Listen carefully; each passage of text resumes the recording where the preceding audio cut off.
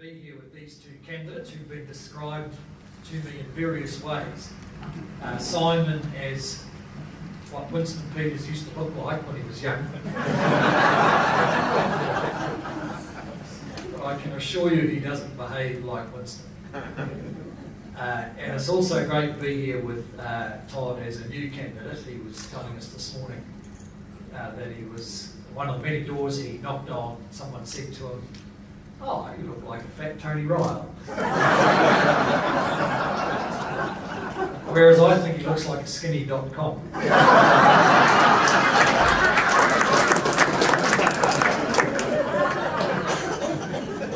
and a bit short too. But look, these candidates here, and in Simon's case, the Minister, are a big part of the strength of the John Key-led National Party. We have a fantastic Prime Minister, but he's leading a team of people who are really in close touch with their communities. And, I can see that because in 2014, now this is my 9th election, National Party politicians are doing more door knocking than ever. Because they know that that's the kind of culture in our party, which means that we can lead the country successfully in a way that brings the public along. And you can't do that if you don't know what they think. The instincts of our Prime Minister are fantastic in that respect, and he's backed up by people who really do know their way around their communities.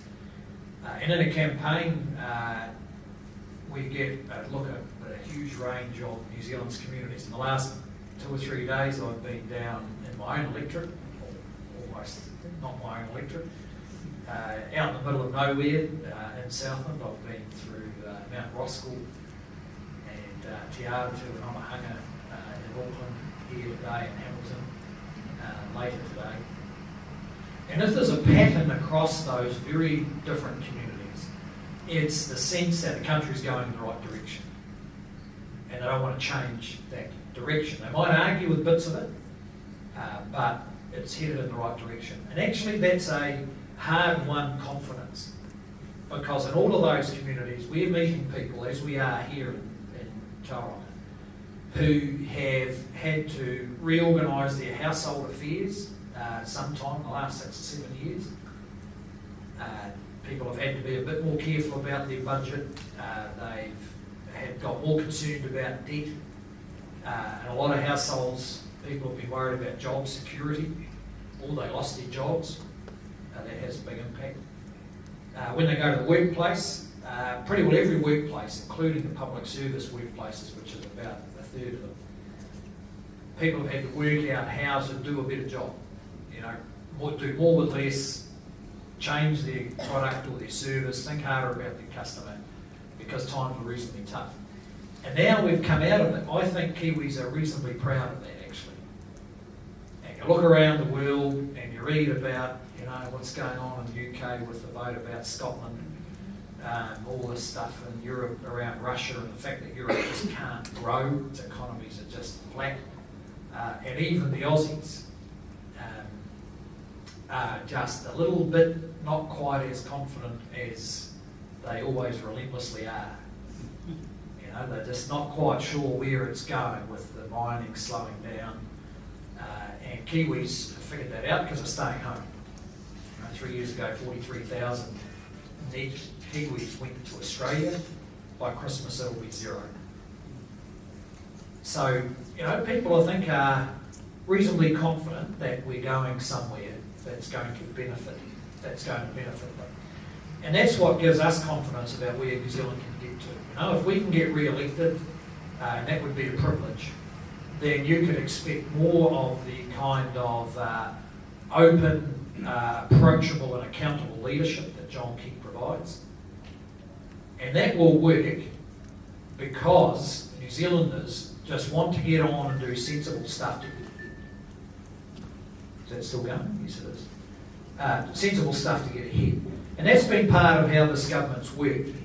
There was a big recession and so on. And you could have used that as an opportunity to make a whole lot of drastic changes in New Zealand, and we decided not to.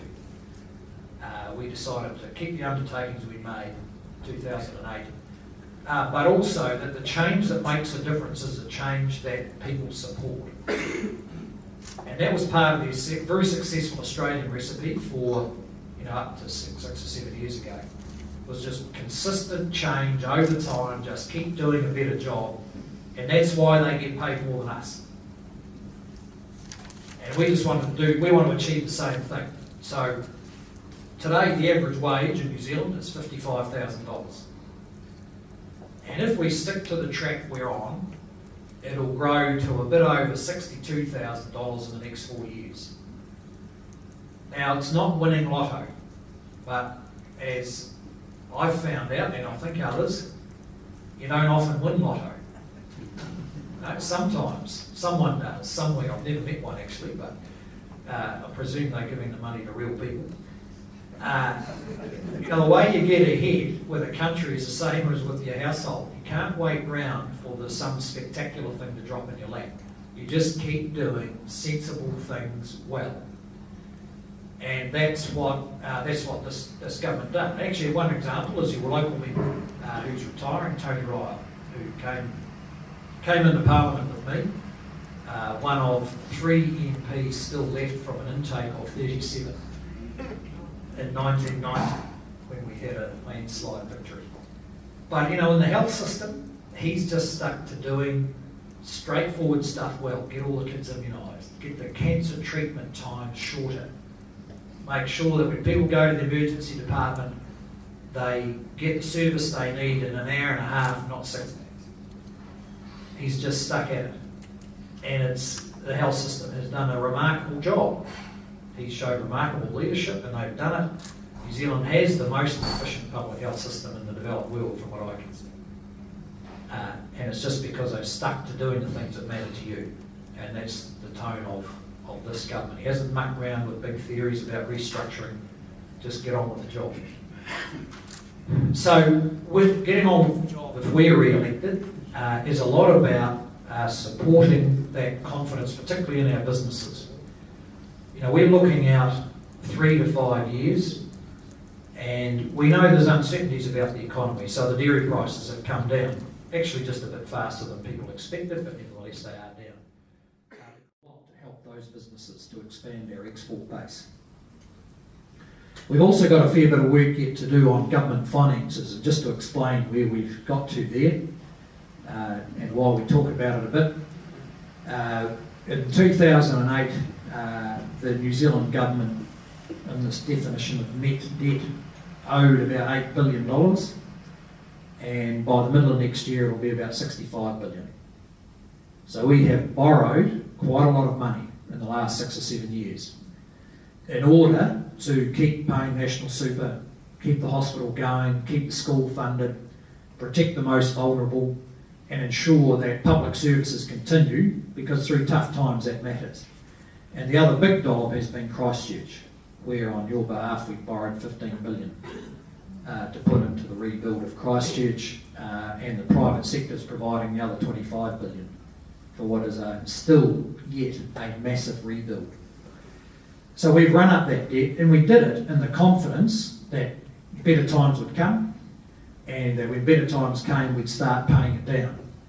So the day's coming, and we would hope in the next term of office to actually start reducing that amount of debt, because sometime in the future a government's going to need to run up another overdraft, and it's better if the bankers see that we paid off the last one and we're not just adding to it. But being able to do that does mean continued discipline with our spending. And there's a couple of reasons why we need to be disciplined. One is so we can pay off the debt, and the other is because that's the respect we show for your money. The only reason we have billions is because at the end of the week, people who work hard all week, pay all their bills, got all their bills to pay for their family, give us $100, $200, $300. And when they go to the supermarket and buy their milk, 15% of it goes to the government. 30 cents. That's how we get billions. So we're part of a government that has a great deal of respect for where that money comes from. I have to say our opponents don't. And that includes New Zealand First. They actually think your money's their money. And they think they know how to do it a lot better than you do, which is why they want to take more and more of it off you with more taxes. That is unnecessary. They don't need more taxes if we're careful with the spending. And I just want to explain a bit to you what we're doing with the spending. Because we've been running pretty tight for 5 or 6 years, and we're planning to keep running pretty tight if we get re-elected. What we're trying to do is not just cut back, but to understand what really drives the costs for government, the costs that you pay for. And when you dig down, what really drives the costs are the things you worry about in your community: crime, welfare dependency, kids who don't get educated properly at school, so we've got to do it later, families with a lot of dysfunctional problems, violence, addiction, and so on. That's what drives our costs. And in the past, governments haven't really dug into that stuff because it's quite hard. Some things are easy for government to do. Announce a strategy, cut a ribbon on a new building, looks pretty good. But actually, if you go back and see whether any of that worked, no one's quite sure. So a lot of the things government pays for work okay. Plenty of children in Tauranga are getting a good education. Some families under distress are getting help that works, but actually not enough of them get the right sort of help to actually fix it.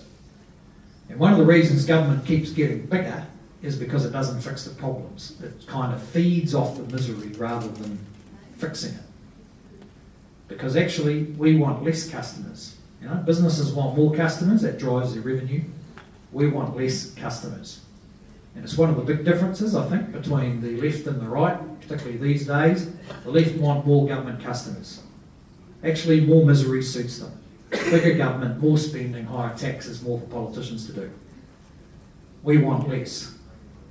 And what we've learned from all the work we've done in the last few years is that what works for the community works for the government's books. And I'll just give you a couple of examples. Right at the core of our multi-generational welfare dependency is the young sole parent under the age of 20. And we have, as the Minister of Social Development, an outstanding minister who knows all about that, because she was one. Those kids are the most vulnerable in our community.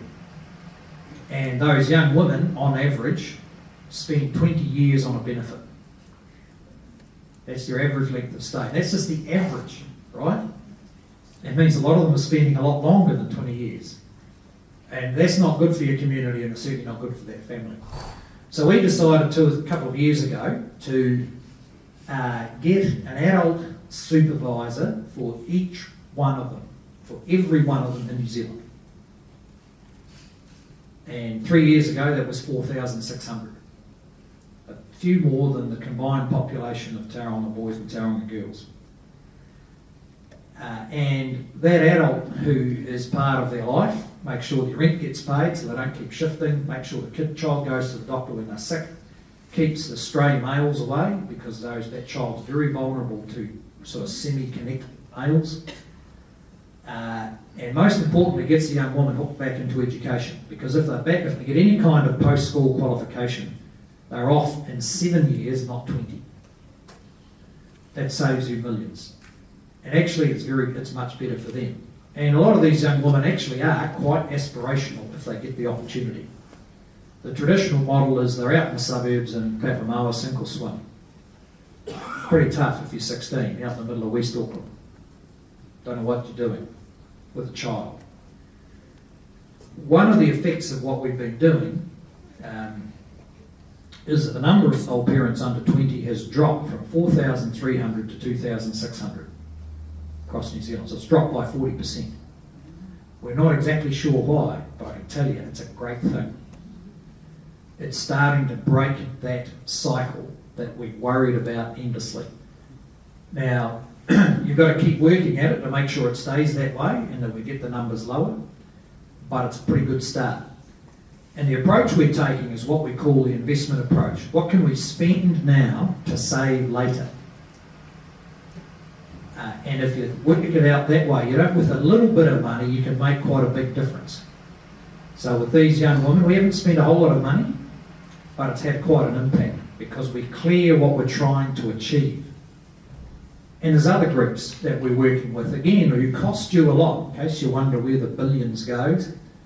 We've got this large group of sickness beneficiaries, and some of them have been there a long time. And what we've found as we've done all this work is when you dig down, some of them have quite solvable problems, like depression that's not diagnosed, like a physical injury that's actually never been fixed.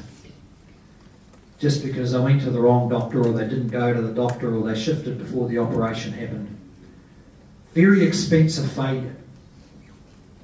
Because every week, every month they're less able to get off the benefit. We know that. Another thing that's become pretty clear is what your grandmother told you: keep young people on track.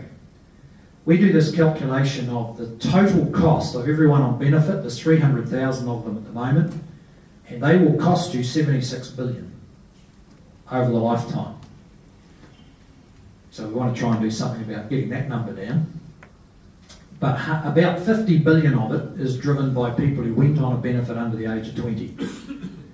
So the Prime Minister started this when he came in, focusing on young people. Paula Bennett's done a great job, Hekia Parata and Tolly, working very hard at how we can make sure no young person gets started. Because if they get started on that benefit, it's like crack cocaine.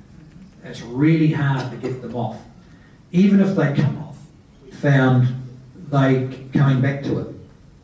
That's why it's like an addiction. So if we get re-elected, we've got a lot in place now, but essentially we need to work with every single young person who's likely to go on a benefit, and it's worth us investing time and money to stop it happening. And that's why Simon and Tony worked hard here on the Trades Academy to make sure that every young person coming through later secondary school has a constructive choice. And it's worth us spending money on that program. It's reasonably expensive, but it just means more kids have more choices and are less likely to end up in welfare. Just one more group I'll mention, the 2,000 toughest kids in New Zealand, many of whom are in government care. Looking at 35 years of records, we know that there's a 7 out of 10 chance of you going to prison if you're in that group. And here we're talking about 10-year-olds who are running around in Tauranga primary schools today. And the future prison costs for them will be $750 million. We're talking about $1 million kids here. Right? These are the really difficult ones who are going to use dozens of services over their lifetime. So when you know that number, there's a moral as well as a fiscal imperative to do something about it. So we've got to change how government does its job with your money, because too often we're doing itsy-bitsy stuff that makes people less resilient, not more. And I'll just tell you a wee story I came across the other day. The Auckland City Mission is doing a job talking to our customers, interviewing 100 families every 2 weeks for a year. And they just showed you one example, a woman who's got 3 kids and a lot of debt, looks really difficult. And describe what happened to her in 2 weeks. And she came across 27 different agencies in 2 weeks. And in the interview she said, there was one that treated me with respect. They remembered me from last time. They had my details. I didn't have to answer a whole lot of dumb questions all over again. They understood my problem and they actually tried to help me. It was instant finance. So when instant finance, who charged 37% interest per month or something, when they are better on support and compassion than the government, you've got a long way to go. So that's all about changing how our public services work. And if we do it well, we will save you billions. The key to smaller government is government doing its job properly. Actually providing the support when it's needed in a way that requires responsibility, that treats people with the respect that you believe they can solve some of their own problems, then we save a whole lot of money. And we're only really just getting started. It's a big super tanker, it's hard to turn around, and it's led by a Prime Minister who wants results. John Key is a results guy. And he's done something no one else has done, and you can guarantee this will be thrown out the window if the government changes. He's got ministers sitting there where he publishes what they're achieving. So if you want to know whether Hekia Parata's earning a living, you can go to the Beehive website and see what the pass rates are for NCA Level 2. Because that's our benchmark for getting started into skilled work. And actually for tough groups like Maori boys, that's gone from 47 to 58% in the last 3 years. That's going up. You know, it's working. She's not sitting around hand-wringing. Gets a bit of criticism, but man, the results are good. With Paula Bennett, he can tell you how many long-term unemployed, and she's under the pump to get it down and reduce the number of abused children, which is another measure. So that's national. We're not trying to say we care. You know we care because we spend 100 million of your money on something. You know we really care because actually we got some results for some kids in Tauranga. That's where it matters. You know, what's poverty? You can't solve poverty. All you can do is work with people who've got a tough situation and need to find their way out of it. That's how you solve it. So there'll be some, you know, I think the choices around the election are pretty stark there. The other guys all want to spend, the other parties all want to spend more money. They can't tell you why. They just say, oh, we have to maintain the spending on education. Well, what the hell's the point of that? The point of education is get particular children learning, not just to shove some money in the system to make it look like you care about education. And because they're going to spend a lot more, so just to give you an indication, our plans are 10 billion in the next 4 years of extra money, and Labor are 18 billion. So almost double, and that's before you get to the Greens, who will be, who knows what. But you can imagine them all in the, you know, the only bit missing from the rowing boat in the ad is the one chucking the dollar notes over the side, just to let it wash away. That's why they need more taxes, because they're going to spend a lot more money. We're going to be careful with it. In fact, we can probably lower taxes a bit if we really focus on the job. Just the last point is about how you vote. I've come across a few people who are quite keen to help National out by picking a coalition partner. It's not a good idea.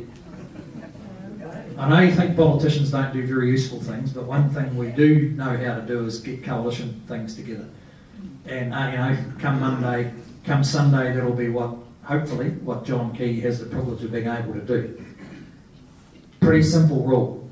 If you want national, vote national. That's it. If you want national, vote national. If you go off to vote for someone else, you're not quite sure whether they're going to get there or not get there. You don't know how they're going to negotiate with Mr. Key, if he's the guy they've got to negotiate with. It all gets a bit complicated. Will the Conservatives get over the line? Well, who knows? They probably think God knows, but he hasn't told us yet. Unless he's got his own pollster on the ground. So I can't tell you. And I go to church every Sunday. So I don't know what will happen there. If you want national, vote national. It's really simple. And can I just finish on reinforcing what Simon said? You know, you talk about the Prime Minister absorbing all this pressure. You know, I got asked questions for about 3 minutes on Nicky Hager's book. And after about 3 minutes, I was starting to feel really irritated. I don't think I showed it. The Prime Minister's been doing it for 3 weeks. He is absolutely remarkable in the way he's handled the consistent, aggressive, and often rude, but, you know, fair enough questioning from a media who are completely obsessed with this stuff.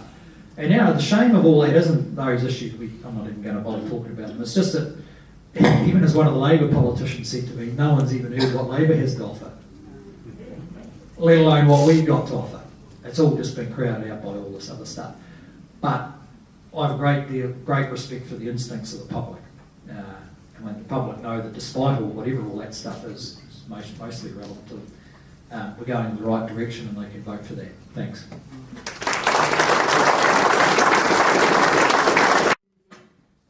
manager of the National Transport Agency this morning, and I told him, if the government tries to close the office in Tauranga, I'll walk on Parliament.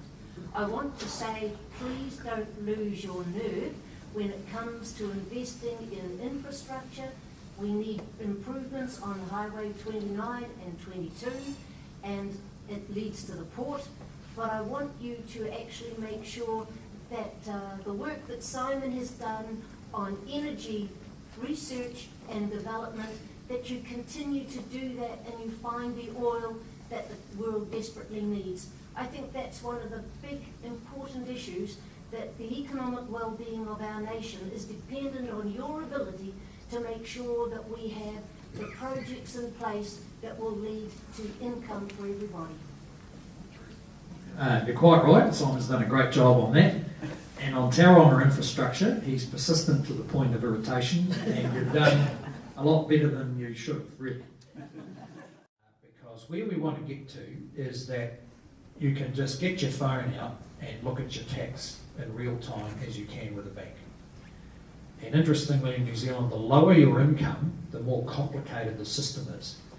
So we've got groups of Kiwis who are getting early childhood subsidies, repaying a student loan, working for families. They'll be in the first home buyer scheme, and they'll be getting child support. So they're in 5 or 6 complicated systems, and then they're on and off benefit. So they've got no idea where they are till the end of the year. Imagine running your whole life without seeing a bank statement all year. I mean, it's pretty hazardous. So we want Mrs. Smith to be able to get her phone out, and there she goes, she knows where she's up to.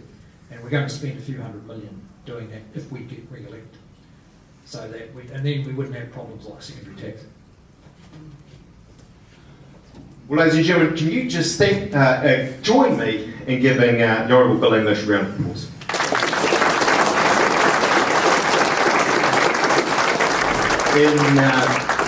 In 3 days, Bill, you're going to have a new experience with any luck, unless we get about 2%. Oh, we don't get.